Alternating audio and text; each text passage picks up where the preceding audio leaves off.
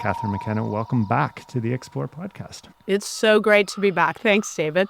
I was listening to our interview from 4 years ago, and now you just left politics at that point. I think there's still a lot of digesting going on, but now you've really digested. You've written a book, right? I just want to start with the title, which I love, Run Like a Girl. What's the inspiration for that? Run Like a Girl has a lot of meanings. My swim coach emailed me and it was like, why isn't it Swim Like a Girl? Like, it's a lot about swimming and you're a swimmer. And I said, it's less good title. But no, I'm joking. It also... Run Like a Girl, there was an incident when I was 10 years old. I was playing on the soccer team. My dad was coach. It was mainly boys. And I thought I was a great soccer player. I mean, it wasn't bad. I ran really hard and tried to score goals. And one of the boys on the team who didn't love me, he's, oh my gosh, you run like a girl. And it was funny because that was the world's biggest insult to me because I was just like, I'm just like any other player on the team. What are you saying? I know you're saying that I suck. And I was like very angry. And it's funny because I brought in the Mia Hamm quote, which if I had maybe been less sensitive, I would have thought of a better answer. Her answer to that when her coach said she ran like a girl, she said, oh, you can run like a girl too if you ran faster. It's such a great quote. But of course, I ran in politics, so that's also a theme. And I owned the hashtag Run Like a Girl. We had buttons that said Run Like a Girl, and it's really also about doing things your way. This is my book about like, what did I learn about making change? And a lot of that was you got to do things your own way sometimes. And when it's tough, you just got to keep on running. So there you go. That is Catherine McKenna. She is Canada's former Minister of Environment and Climate Change and former Minister of Infrastructure. She led Canada's role in negotiating the Paris Agreement and introduced the country's first national climate plan. After leaving politics, she founded Women Leading on Climate, which includes a podcast of the same name. And she chairs UN initiatives aimed at accelerating global climate action. She's an honorary fellow of the RCGS and author of a new memoir, Run Like a Girl. I'm happy to have Catherine back as our guest on Explore, the Canadian Geographic podcast. Welcome to all you explorers out there, armchair and in motion. I'm your host, David McGuffin. It's a winter wonderland up here in the Gatineau Hills. The snow on the ground feels firmly locked in, which definitely brightens things up as well. I've got a question for you birders out there. We've had a bird feeder here since our first winter 6 years ago, and I've never seen a feeding frenzy quite like the one we're having this year. We've got blue jays by the dozen, chickadees, nuthatches, grosbeaks, cardinals. It's a colorful, endless buffet bonanza out there. I've had days where I've refilled the feeders 2 and even 3 times, which I've never been through before. And it has us wondering, is this a sign that we're in for a killer winter? I guess we'll find out soon enough. Is anyone else out there experiencing the same thing? I'd love to hear from you. You can get me through my DMs on Instagram, david.mcguffin. And I'd love to hear from you on that or anything else really related to the podcast at all. The snow is also a reminder that the holidays are rapidly approaching. And remember that Canadian Geographic magazine is a great elbows-up gift for friends and family. Find out what makes it Canada's #1 paid magazine with award-winning journalism, photos, and maps focused on all aspects of this amazing country of ours. It's only $28.50 a year, which also gets you full digital access. To sign up, go to canadiangeographic.ca/subscribe. You'll be very happy that you did. Now, on to Catherine McKenna. I do want to talk about swimming because swimming, as your coach points out, does weave all the way through this book too. And just you came into it as a child, and just how important was swimming to who you are now? I love swimming. I still swim as much as I can in open water, even if it's really cold. People think I'm a little weird, but I love it. I just love it. I love putting my head down and no noise and kind of being at one with nature, which is really lovely. And thinking about like things I need to work on or nothing at all. Singing a song that was in my head, like a Chapel Roan song or something before I went swimming. And as you know, I swim often in Meech Lake, where you are. But look, people always ask me, Did you always want to be a politician? And I laugh so much because the only thing I ever wanted to do when I was young was to go to the Olympics. That is all I wanted to do. Every day I woke up early, went to swim practice, went to school, went back to swim practice, and then went to bed. And that was my life for a lot of years. And the discipline of swimming, I think, also was extraordinarily useful in a bunch of things, but including in politics, because it's not very easy often in politics, especially when you're a minister working on climate change, which is a very long-term goal. So I would just think about it in swimming terms. I'd be like, okay, hitting net zero emissions or reaching targets that are 5 years away is a stretch goal. They're always a stretch goal. By definition, you aren't there yet. And that was always what it was like in swimming. You had the stretch goal and you had to work every day to get there. So you just put your head down. Some days you get on the blocks, you get evaluated, like you get your time. It's the same way in politics. Are you actually making progress on your promises? And there's always more work to do. So you just put your head down again. So yeah, swimming it's a way for me to get away from it all, but it's actually a way that I approach hard things. And people don't always get it, but I'm like, no, there's no excuses. You just have to do the work. And you have to have a plan, like a long-term plan, and then short-term goals. And that's how I've approached a lot of things, which has really helped me because every day isn't easy, but every day isn't the day you go to Olympic trials or something. And spoiler alert to everyone, I did go to Olympic trials. I didn't go to the Olympics, but I swam far faster than I ever thought. And I'm really happy I did it, even though I didn't win. That's fine. Like, you're not always going to win in life. Sometimes it's the journey that is critically important. If you give yourself a goal, you may not wind up at that goal, but you're definitely going to wind up somewhere. You're going to get a lot further than if you didn't have a goal and sat on the couch and ate candies. Exactly. And your swim coach too, there's a lot about your swim coach figures into this too. And just in swimming, you think of as a very individual sport, but there's a lot about team building and that coach at University of Toronto too, isn't there? Yeah, actually, I forgot about that aspect of it. So my coach is Byron McDonald. People may have seen him because he often does the commenting at the Olympics, and he knows everything about every swimmer, so he makes it really fun. It doesn't matter what country they're from. But he was a really great coach. And I just learned a lot about team. Like when you're a kid and you're swimming and you're competing, it's really about yourself. How are you doing versus others? Whereas when I went to U of T, we had a great swim team. And our goal was to win nationals. So to win against all the other teams, which meant that everyone's point counted. So if you want to win, everyone, has to do their job. And I wasn't the fastest on the team. I was like very spirited. I was a good swimmer and I got points, but I wasn't going to win the gold medals. I just learned so much about the team. What is a team? And that's also super important in life because you're going to be on millions of different teams, whether or not you think about things as a team. Like Cabinet was a team. And I talk about that our swim team, this might be bad for people, but whatever. I've always committed to just saying my view on things. Our swim team at U of T was a much better team than Cabinet was because everyone understood that there was a goal bigger than themselves. It wasn't how much airtime they got. It wasn't if you did something good, it wasn't just about you. And everyone had to work together or it was going to fail and fall apart. And we did see some of that in very public ways when I was in politics in our cabinet where ministers left. And it was really hard. And so I interviewed my swim coach to get his take on what makes a great team. And it was super interesting because you got to go recruit and you're going to get really great people and they're going to be difficult maybe. And so you're going to have to convince them that their success, the success of the team is just as important as their own success. And they can't take all the airtime and they can't be prima donnas. And everyone else has to understand that they've got to do the work. Like we all have to do the work and we have to support each other. And when I was captain, I remember my swim coach saying to me, Catherine, I need you to go buy a cat for a teammate. I was like, what are you talking about? This is way beyond the job of the captain. And the job of the captain in our team is to make everyone do as well as they can. And that also means I think she's lonely. And this could be something that could help. We didn't get the cat for her in the end, but I was just like, gosh, that's a level of detail about thinking about people's motivations. And so it was great. Like, I think I've had to build a lot of teams. I started a charitable organization with a friend called Canadian Lawyers Abroad, still going.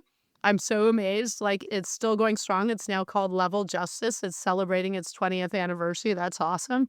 had to build a team then. I had to build a team, clearly the campaign team, and then a political team. And now I've started a new organization. So there are teams related to that, Women Leading on Climate. And so those skills have really helped me think about what does it mean to be a team and how can that make you better than the sum of the individuals, which is obviously what you want. I'm still working on it. You always have to work on this. But my swim coach super helped me. Byron is still a friend. In fact, I'm going to go. I got a Christmas present from Pete, my husband, which is a swimming lesson and lunch with Byron McDonald. So I'm still trying to improve my front crawl. I feel like it's a bit weak now. So yeah, just keep on swimming. Yeah. Do you remember a last practice with him? And where do you think he might be picking off from? Oh, God. Now I'm just old, David. I'm just hopeful. Like the aches and pains. I just feel like there's a different way that if I breathe on only one side, I will get a better pull. These are the very weird things swimmers think about. But yeah, I don't know. The last time I left was probably after nationals and my 4th year. I just was like, left the pool and I was like, goodbye, I am done. And I swam on swim teams after that, including a master swim team. But it was just a really special experience. And I'm still great friends with my swimming buddies. In fact, when I was 50 and it was still locked down with the US, but it was open in Canada. We drove on a weekend for my birthday. I kind of begged them. I said, I gotta go out and do something. And so we swam in 4 of the Great Lakes. And then I went to Lake Michigan when it was open in the US and I was traveling there. And it was great. So I don't know, it was a great way to celebrate my birthday. It was a fundraiser for Swim, Drink, Fish. And it was also fun. We didn't party though. That's the one thing that was very different. Swimmers could party. We were so tired after all the driving and swimming that we just go to sleep at night. We were a bit lame. That wasn't in one day. No, it couldn't have been in one day. We did it over a weekend. It's quite a long drive. There involved ferries and involved a lot of different modes of transport. But sorry, and just to be clear, just in case anyone's, wow, she's amazing. She swam 4 Great Lakes in a weekend. We swam a couple kilometers in each lake. Yeah. It was fascinating to read about your family history too. And your dad is a larger in life figure in this book too. So tell us about your dad. It's interesting. There are things you have to know about me, I think, to get me. So 1 is that I'm a swimmer.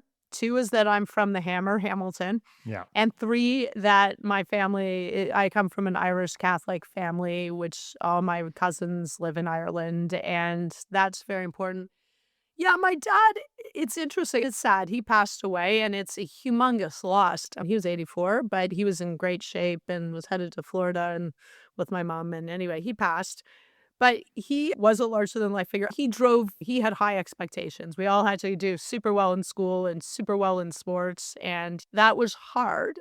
But he was an immigrant to Canada. And he came from Ireland, where he was Irish Catholic. His father, my grandfather, fought for Irish independence.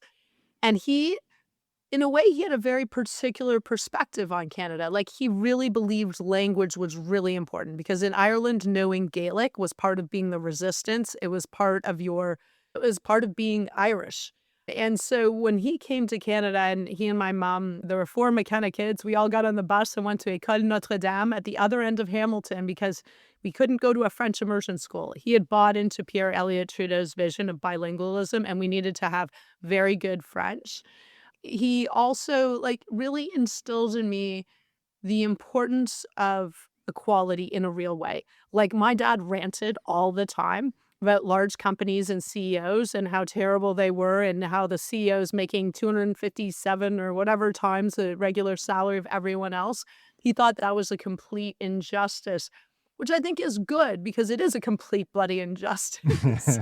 And he would write letters to the editor or he'd write letters to journalists all the time just saying, what the bloody hell? He was quite elegant. He had very precise handwriting.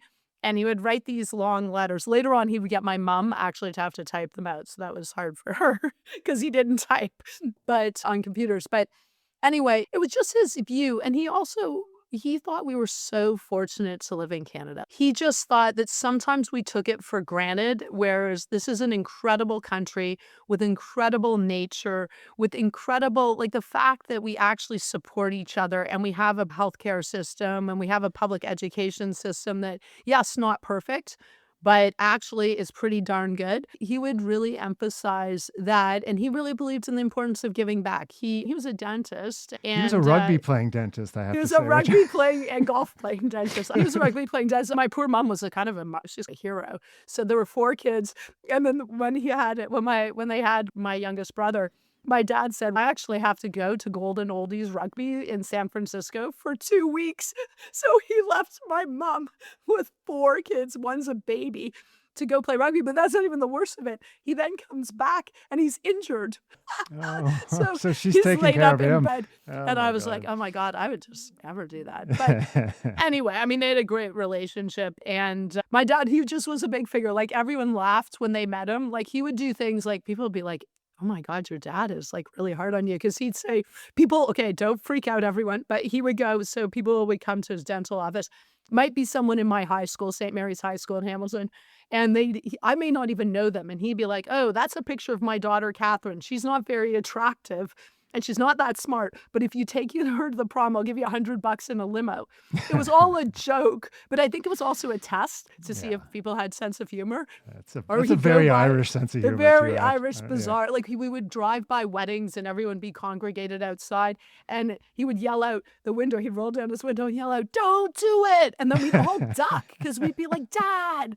I know it's good. Mortified. You know what? So he gave me a thick skin. And also hopefully a sense of humor because sometimes you just have to laugh. Yeah. McKenna's pub, he grew up above a pub called McKenna's, which I guess was your grandfather's pub, which sounded like a pretty rough and tumble place too. Oh, yeah, it was rough until I saw it. I was like, oh my gosh. My dad, he hated when I said this, but I'm pretty sure they were rats. He and his brother, they were twins. Yeah. So the youngest of 6 kids, 6 boys. My grandmother, also a saint, they would have to bottle Guinness. So they would get the kegs and they would have to bottle it because you could go buy the bottles. And it was dank and disgusting in this little area where they had to do it. But my grandfather had left the army. And he had 6 kids, 6 boys to get through university, and he needed to reinvent himself. As one of my uncles said, he had balls. Like Because this is in the dockyards too, right? Yeah, it's in the dockyards, and it actually people would they would come early in the morning to start drinking. So it was pretty rough. And my grandmother, though, had high expectations. Like education was very important to my grandfather and grandmother. And they didn't have a ton of money for sure, but they would send them to swimming and water polo and whatever. And then sometimes when the boys would come to play, some of the rougher ones, because you'd say, John's busy. He's busy. He's doing his schoolwork where you should be. She was like, they're going to get out of here and we're doing this so that we can give them opportunities. And and my dad was fortunate. He went and came to Canada and had a great career in Hamilton as a dentist. But he was very appreciative of how hard his parents had worked. And he was also just so appreciative of Hamilton. He loved Hamilton, I think, because it's the underdog. My dad was like always about cheering for the underdog, which I brought with me. I would be in cabinet and I'd be like, people would be talking about God knows what. And I'd say, just so you know, no one in Hamilton knows what you're talking about or cares. Now, I could say that about Ottawa Centre, maybe too, although many public servants probably lived in the riding who were in the room. So it was a little bit better on the Hamilton side because Hamilton, it's not a fancy place and you can't be fancy and you got to talk like a regular person, which is always a good lesson if you're in politics. I do want to get to politics, but there's so many fascinating touch points in this book and in your life. And you and I were lucky to be young and out in the world in the 90s, which was really a kind of revolutionary time. And you were in Indonesia right as the end of this 30-year dictatorship came tumbling down. Suharto was the dictator and saw some pretty dramatic things. And just what was that moment like for you? And I'm just wondering how that colored things going forward for you. I assume you mean when I happened to be in Jakarta the day where there were students protesting. Yeah, it was. I have gone to Indonesia when I was young to do a documentary. So take risks, young people, because you never know how to lead to a whole range of things. But I'd done a documentary with some friends in Indonesia, supposed to be about Komodo dragons, but it ended up being about just traveling in Indonesia. And I wanted to go back. So my partner at the time, we decided to go back to Indonesia, and we took the posting. He was a diplomat at the same time that Suharto fell. So Suharto was this terrible dictator, been in power forever, totally corrupt. And the young people were in the streets trying to push and ensure that there was democracy post Suharto. They'd always known Suharto. They'd grown up with him. And I was at the time in law school in Ottawa, slightly commuting. Because I was just like, oh my God, I'm in the last year of law school. All we do is talk about human rights and these things in the abstract. I wanted to be there in Indonesia. And once when I came over, it was very bizarre.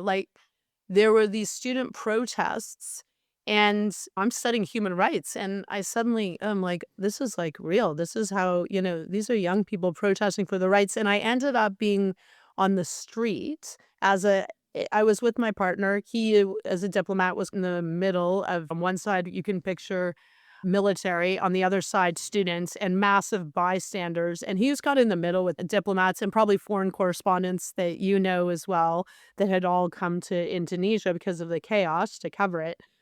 And suddenly, it just shows how fast things can happen. The police and military started shooting at the students. And at first, I just assumed it was rubber bullets, but it turned out it was actually real bullets. And I was in the wrong place because I was at the side, and they started shooting, and all these students started running towards their university, which is where I was. So I started running with them. And then suddenly there I am hiding out with these students. And it was an open concept university. And I'm seeing students being brought in covered in blood, and some of them died. It ended up being called Black Friday, and it was horrific. And what was so strange about it is I was there for a little while longer, and then I had to go back to McGill, go back to law school. I didn't even tell anyone, I don't think, at law school, because I didn't even know how to process this. Yeah. But what happened then is, this is what fighting for rights really is about. It's not like international human rights convention. Sure, it is, and laws. It's about actually standing up for what you believe in, and also standing up for justice. In this case, who knows if anyone was ever properly prosecuted? Probably not, because these poor young people, they're 16 or 17. I was a decade older at this point. I was in law school, and it was so sad. And it was just a moment. It was a very particular moment in my life where I suddenly realized that actually I was getting some skills and tools that I could use. I still wasn't sure how to use them and how I could help fight for human rights, democracy. That was still a little bit bigger than I could figure out. But it was devastating, and it was really hard to process, but it was also a critical moment when I was like, okay, this is not okay. And I'm very fortunate to have these skills. So how can I have an impact?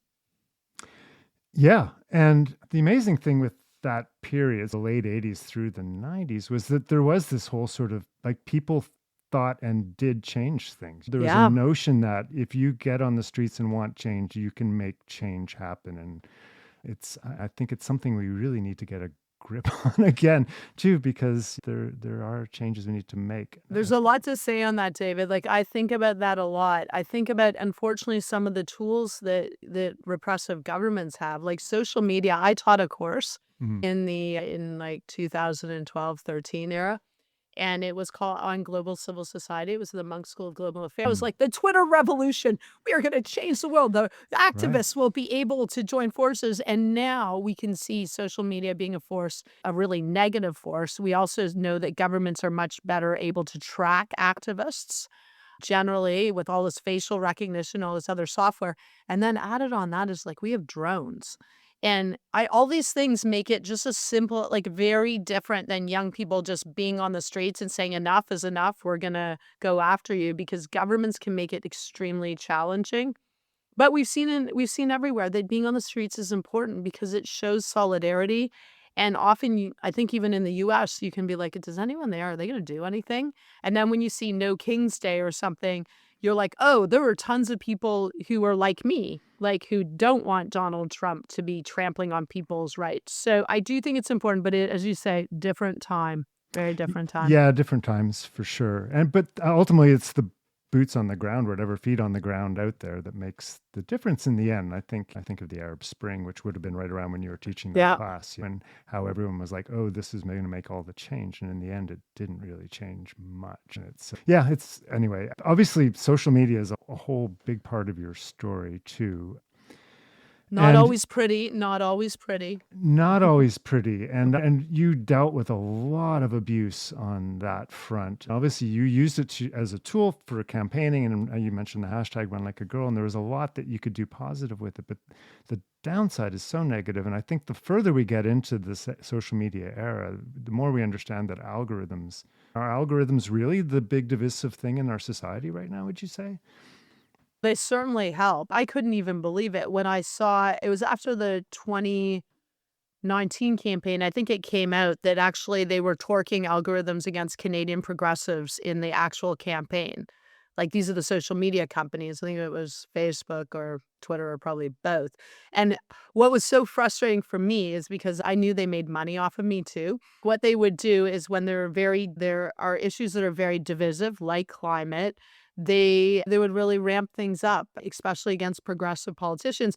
In my case, there was a long tail. Like it started often with something that was said by a conservative, sadly, I'm just going to say it, conservative politician in the House of Commons, potentially or somewhere.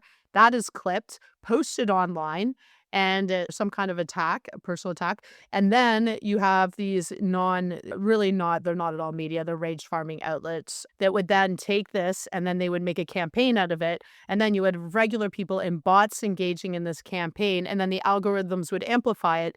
And then obviously that was bad. There would be a lot of negativity on my, that was a polite way of putting it, on my social media. But it also then led to real security threats in person.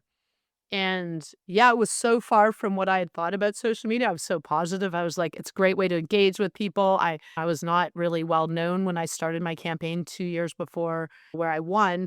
And it was really quite shocking. And I also realized like misogyny and climate denial, probably vaccine denial or anti-vaccine stuff, like they all come together in this world. But I couldn't believe it. I was like, oh, okay, I'm just trying to do my job. It's a very hard job tackling climate change and trying to figure out a way to bring people together around it.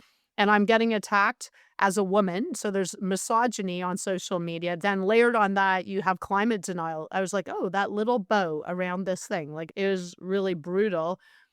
And there's not much you can do. I did call it out a few times. And every time I did that, I felt like that was a good thing to do because regular Canadians were like, this isn't okay.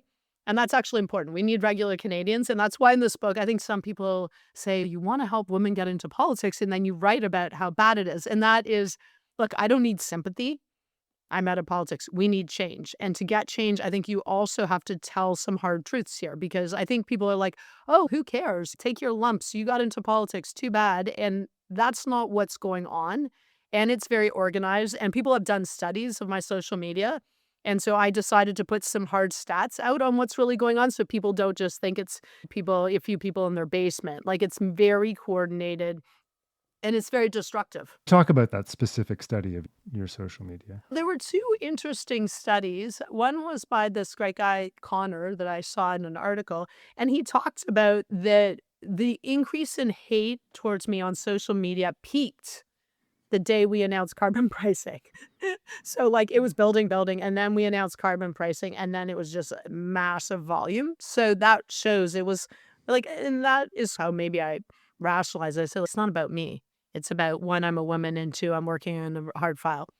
And by the way, conservative politicians are like lying about it and doing all these things. So there was that. There was also another study. This is a weird one. So in a way, it seems so absurd, but I had blocked one of these someone who worked for a rage farming outlet, and they sued me. They took me to the federal court to say, as minister, I couldn't block people. And like now I'm like, oh my God, that is so 2015. Give me a break. But Interestingly, like lawyers and government were like, you should settle. I was like, zero chance we were settling. It's not about their charter rights. It's about my charter rights that are being violated. And also all of those people who engage with me who get attacked. And I decided I was going to fight it. And I had a friend at a law firm and they decided to just take over my social media, like to go see what had happened. And they found, like they saw when I blocked and when all these things happened. And they actually hired an expert on violence against women. And she found something I didn't even know existed, that there was a violence against women in politics campaign targeting me. And so I didn't do anything with that. At the end, because I left politics, they decided not to pursue the case. I did want to actually go as a witness. It was also against Stephen Guilbeault. It didn't happen. But I decided to put it out because I just am like, this is bonkers. I'm just a regular person. But what about all these other women who are just trying to do things? And we actually now have violence against women in politics, like campaigns against women. We have to stop this. It is not okay. And I also try to hint at, like, I don't know if I hint, I try to say what needs to happen. And one of the things that needs to happen, we need to get control of social media companies. This is not okay. One, it's like a massive web of foreign interference every second on our phones through these channels. But also, it's just fostering hate and division and in personally attacking people and putting their security at risk. I would always say to my political team, hard things are hard, folks. It was like, okay, just like we can't complain. We just got to do it. And that it's been hard for the government, like governments to act on this. We had online harm legislation. We couldn't get it passed. I was like, my God, if you talk to any parents about social media and what they think is happening to their kids in terms of luring young people on the internet, pornography, like there's ways of framing this and saying it's not okay. It's not just about Catherine McKenna. It's really not about me. It's actually about what is acceptable in society and where are we going with this. And these are private companies, like largely run by large, very rich tech bros from the US. I don't know. You have to also think about this. This isn't a neutral space. It's not like the mainstream media. It's torquing things intentionally. I also think politicians have to be held to a higher standard. I think it's not okay to do personal attacks. Vigorous debates, totally fine, but personal attacks and doxing people, not okay.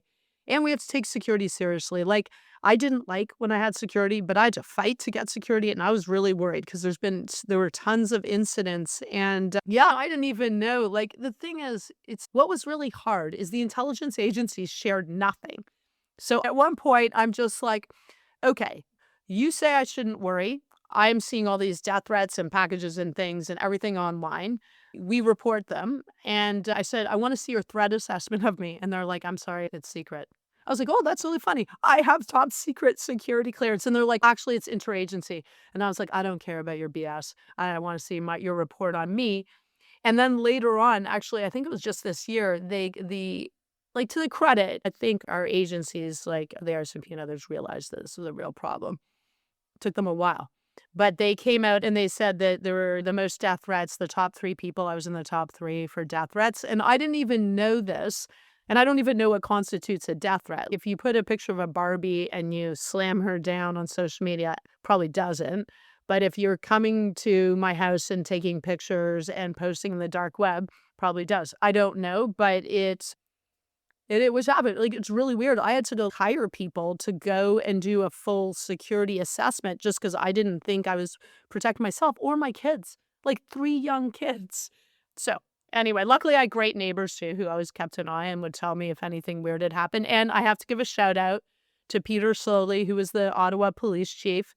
He got some flack around when the occupation convoy stuff, but he was the one person who would take my concerns seriously, and they would follow people when they knew people were around. They would know where they were. Like sometimes I'd be like, okay, this person who came to my office started screaming at me and is like harassing people trying to get at me. Where is he? And RCMP might be there, or someone would be like, I don't know, maybe it could be in Calgary by now. And then I'd be like, that's really funny. Peter Slowly told me he's downtown Ottawa and they're keeping an eye on him. And I was like, thank God. Anyway, it's not all about this. And as I say, though, I think we do have to document it, and then we have to take it seriously, and then we have to act. And that's why I do talk about this, which is not fun for me, to be honest. I don't like it, and it took me a long time to be even able to talk about it. But I think it's time we change. We're not going to get good people in politics, especially not women, especially not members of LGBTQ plus community, racialized people, indigenous, people running. It's just not going to be a thing because it's not acceptable for people to have to put up with this. No, and we need to lower the bar to get into politics, not keep raising it with stuff like this. Yeah. Completely. I guess raising. It depends what you mean by raising. Yeah, exactly. I'm not entirely sure it's all raised, but yeah. Got you. I do want to touch on a couple other things. So what I found fascinating in your book was, and I hadn't realized, was that obviously you've cared about the environment for a good chunk of your life, but when you got the environment minister's job, that wasn't necessarily a main focus of what you were doing at that point in your life.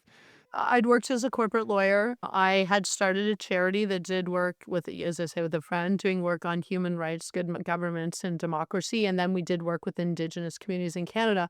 But I didn't know climate. Like, I ran. One of the reasons I ran is I wanted a government that was going to act on climate. I didn't know climate. Like, climate is very specific. There's a whole language around it. There are people who have gone to every COP. And it's good to start like this because it keeps you honest.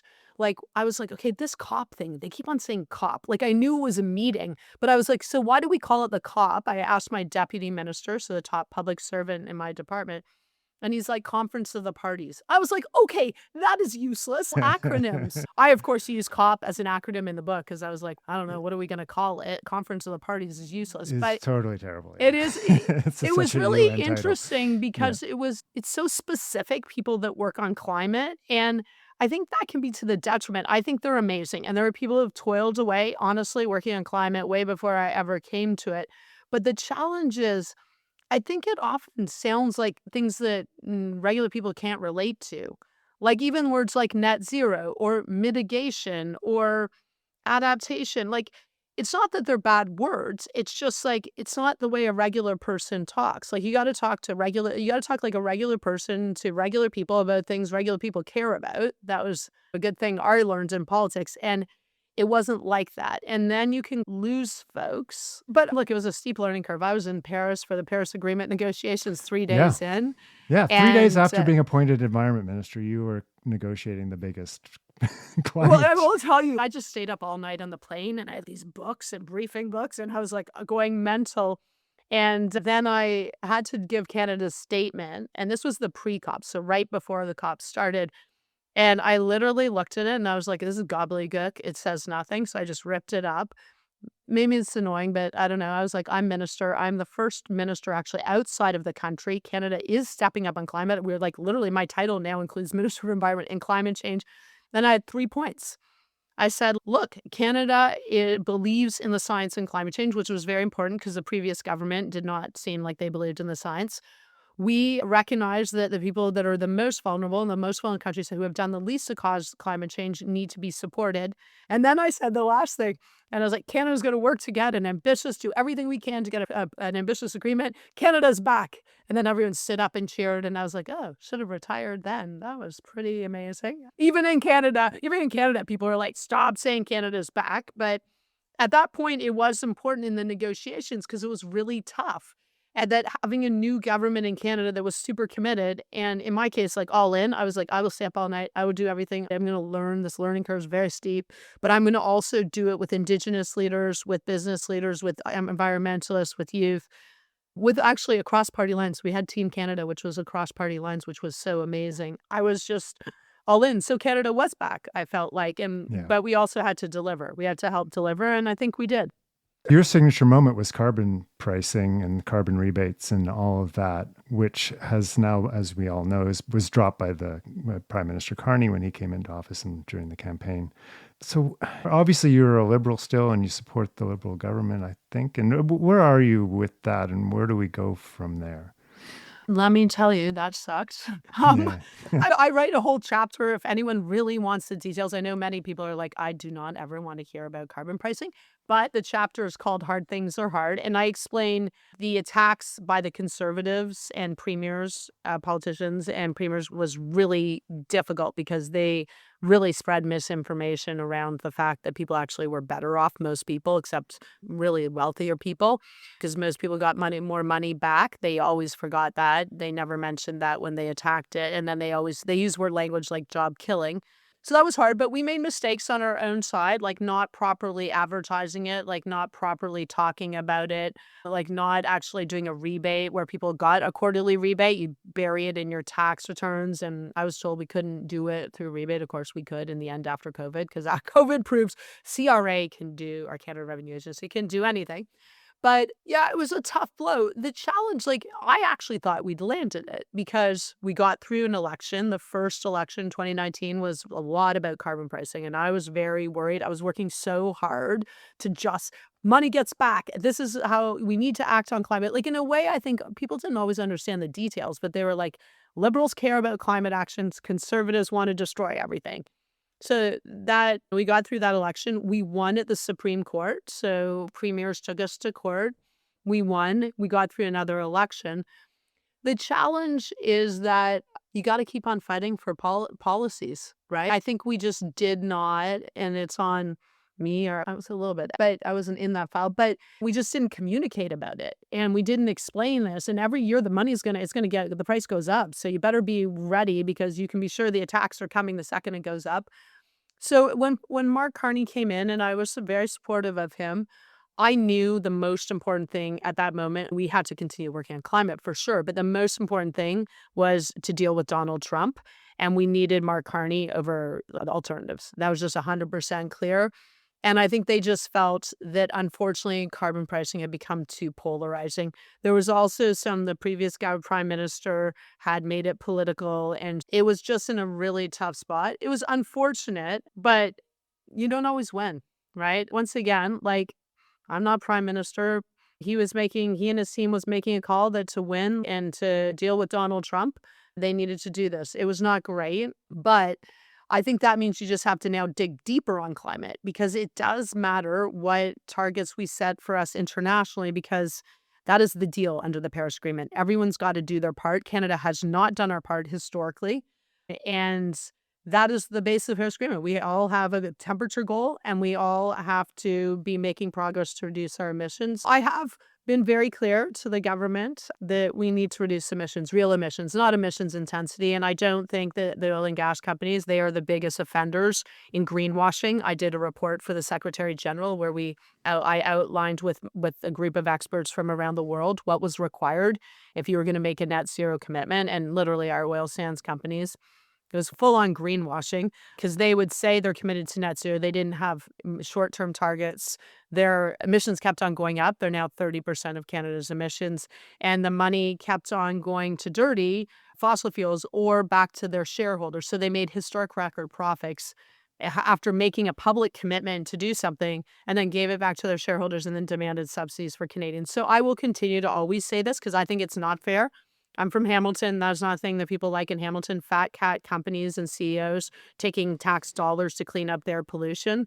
I can't go pollute outside the door and throw out my pollution and I make everyone else clean it up. That's not a thing. So we don't do this. So yeah, I mean, it's hard times on climate. I continue to work on climate globally. I continue to do what I can in Canada. We've started Women Leading on Climate.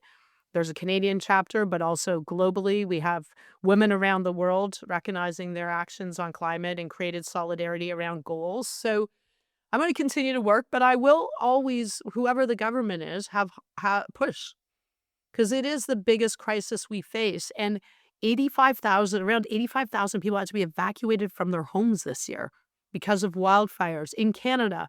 Like, that is a massive cost. It's a massive risk to people's lives. A lot of these are flyout communities or one-lane roads to get in and out. People could have died. We're very lucky that we lost, unfortunately, some firefighters. But this is like, the impacts of climate change are getting a lot worse. So we have no choice. And the good news is, I always try to be like, I'm an optimist. I'm a realistic optimist. Like, we have the solutions. It is so much cheaper now, the solutions we're now in the age of solar. Solar is the cheapest electricity on record. We have electric vehicles, not in Canada very many, but we have tons of, electric vehicles used to be 1 in 100 sales 10 years ago. We're now 1 to 1 in 4, 1 to 1 in 5. Not in Canada. Unfortunately, we're 1 in 10. We're still lagging, far behind. We have heat pumps to heat your homes. We have all these amazing solutions that also save people money. So we can do this, but you have to be disciplined. You have to think like a competitive swimmer. You have to have this long-term goal of net zero, but you can't delay. Every time we delay and don't meet our targets and don't take action, it makes it way harder. And then the warming gets worse. So you got to do the work. Got to do the work. That sounds hopeful. Thank you for sharing that. Writing a book is a time for reflection, obviously. And I'm just curious about, having written the book, what advice you would give to, say, your 16-year-old self or 14-year-old self.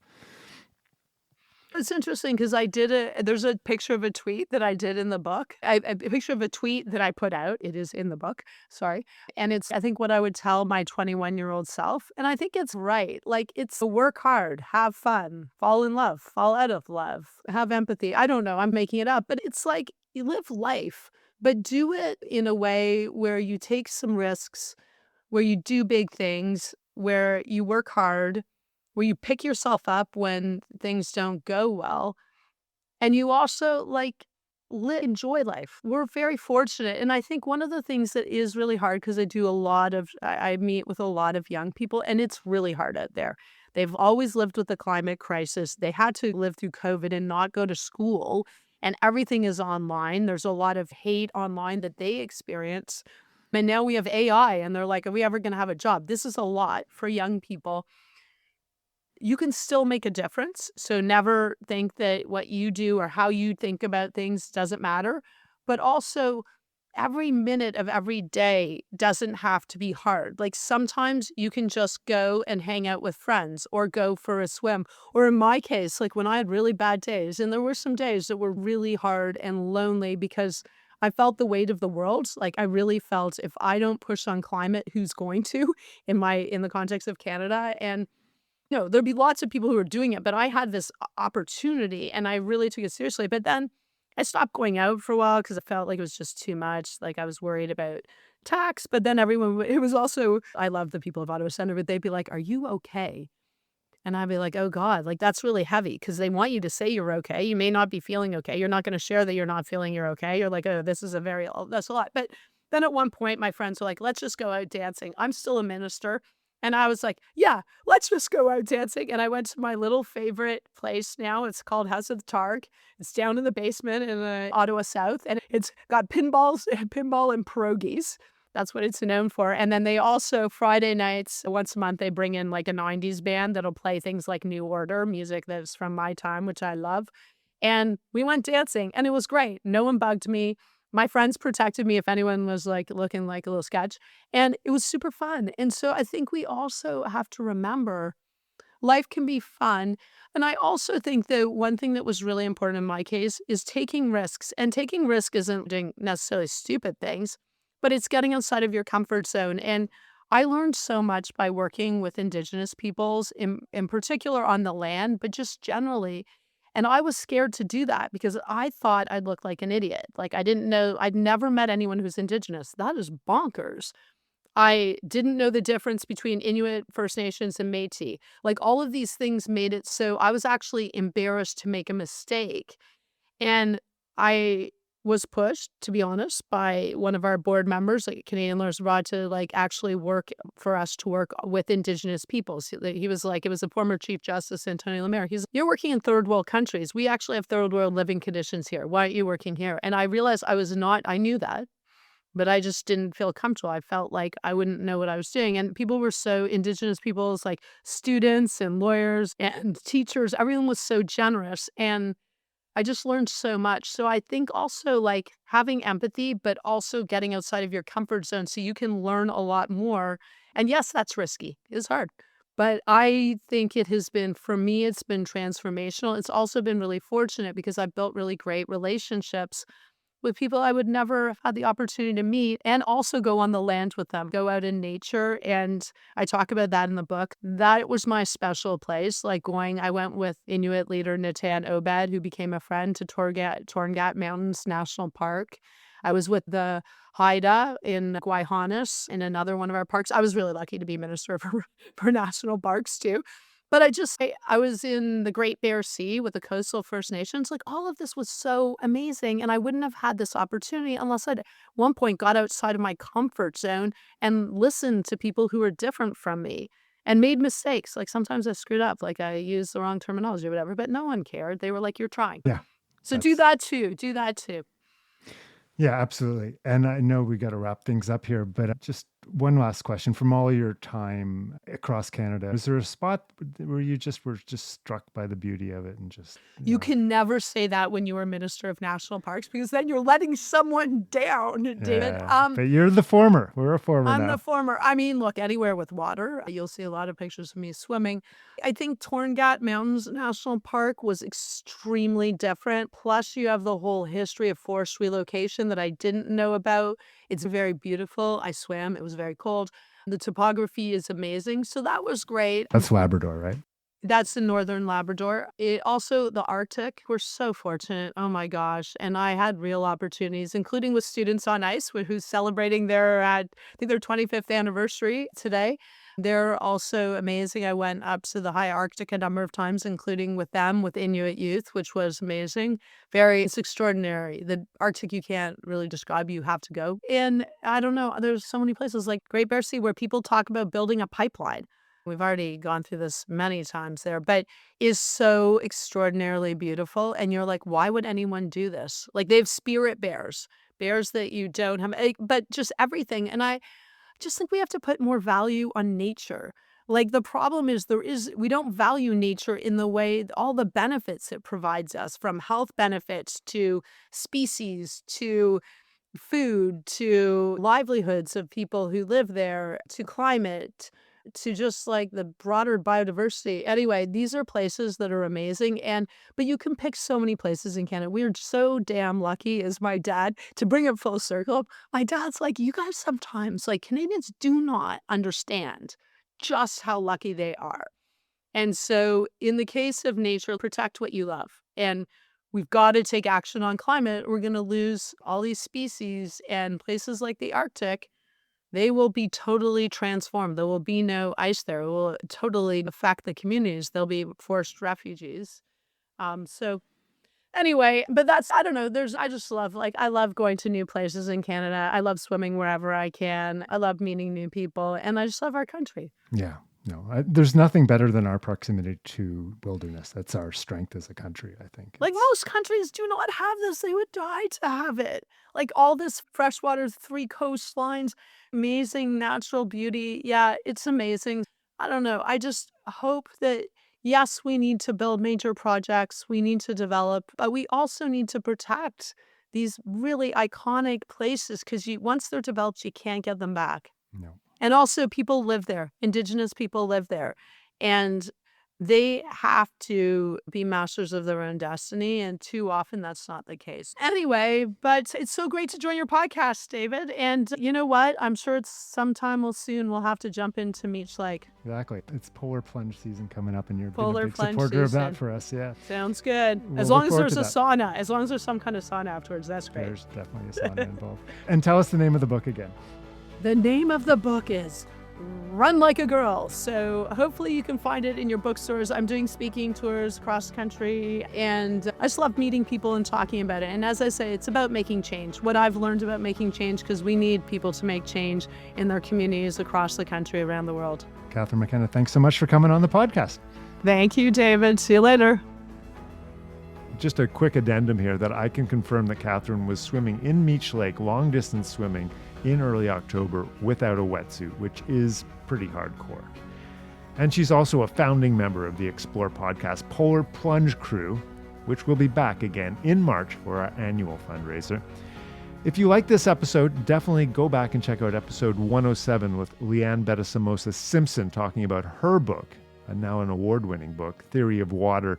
It's about her fascinating journey seeking a return to a balanced relationship with nature. It's a great, great conversation. If you like this podcast, do me a favor, rate us and write a review where you listen. I love to get your feedback, and I might even read your message on a future podcast episode. Until next time, when we'll explore again, I'm David McGuffin. I think right now we're enjoying very much looking back at the Earth, and it's just a fantastic experience, and I just can't wait to get back and start telling people. We left Simpson about June 10th with the Fur Brigade, consisting of a number of York boats, each manned by 10 voyageurs. For us Inuit, it means that Inuit oral history is very strong. And we flew low over every inch of the country that could be. We were hoping that he would fire at us. I guess 160